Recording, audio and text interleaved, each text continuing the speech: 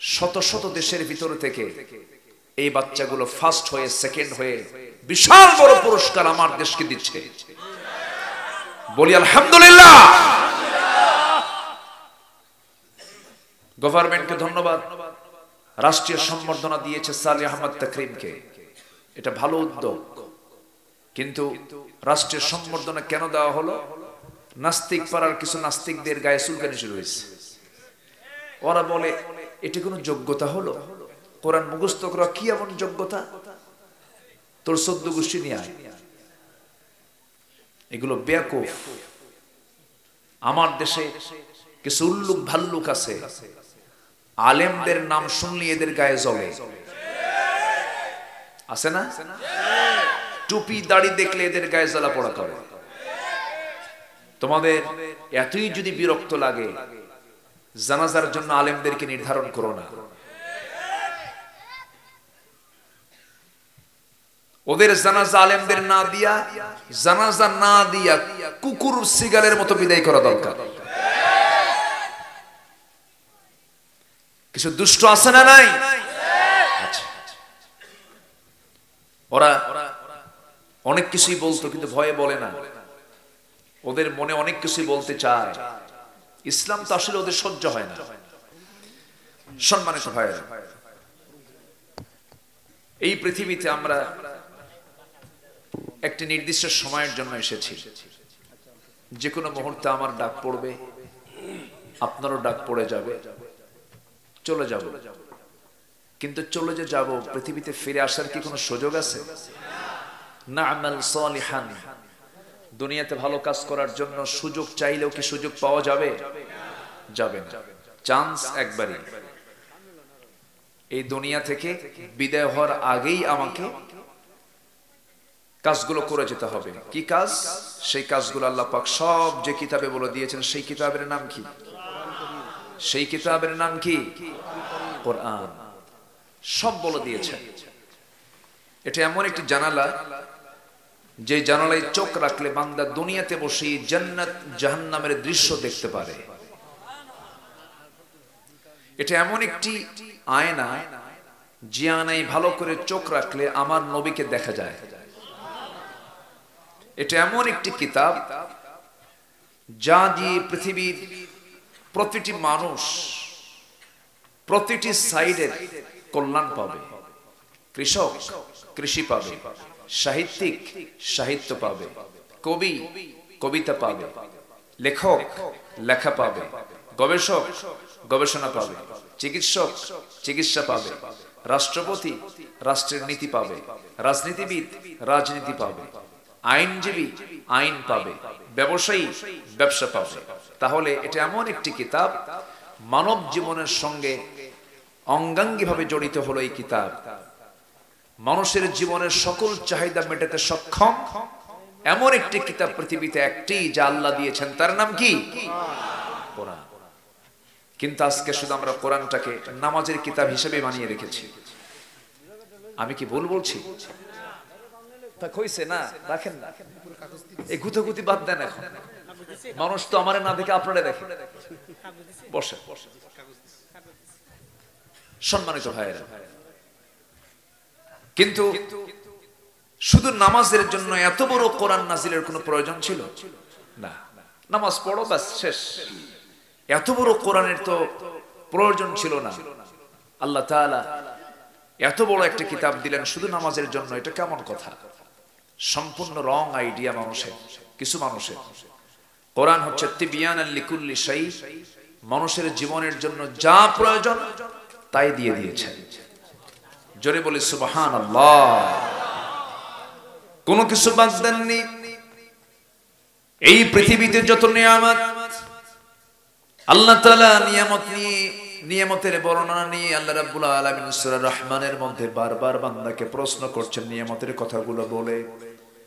তিনি বারবার বলেছেন, ফাবিআইয়ি আলা'i রাব্বিকুমা তুকাযযিবান। কোন সূরা বলেন? কোন সূরা? আল্লাহ রাব্বুল আলামিন শুরুতেই কোন নিয়ামতের বর্ণনা না দিয়া তিনি তার গুণবাচক নাম প্রয়োগ করে বললেন, الرحمن علم القرآن خلق الإنسان علمه البيان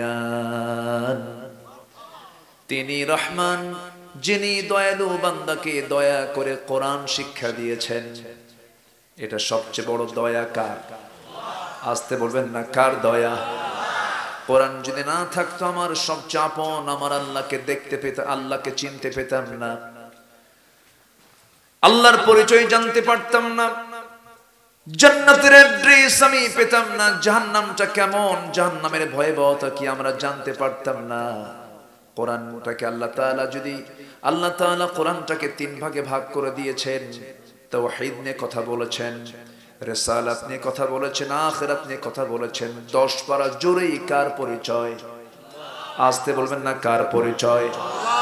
তবে ছোট্ট একটা সূরার ভিতরে আল্লাহ রাব্বুল আলামিন তার পুরো পরিচয়টা সামারাইজ করে দিয়েছেন। যারা পারেন ঠোঁট মিলিয়ে বলুন, কুল হুয়াল্লাহু আহাদ আল্লাহুস সামাদ লাম ইয়ালিদ ওয়া লাম ইউলাদ ওয়া লাম ইয়াকুল লাহু কুফুয়ান আহাদ। আল্লাহ 2 না 1? আল্লাহ পরনির্ভর না স্বনির্ভর? কাউকে লাগে আল্লাহ? আল্লাহর কাউকে লাগে? আমার আপনার? আসতে বলে, আমার আপনার? ঋষি সুনাকে, বরিস জনসনের, জো বাইডেনের, ভ্লাদিমির পুতিনের, সবার লাগে। লাগে না কার? কার লাগে না?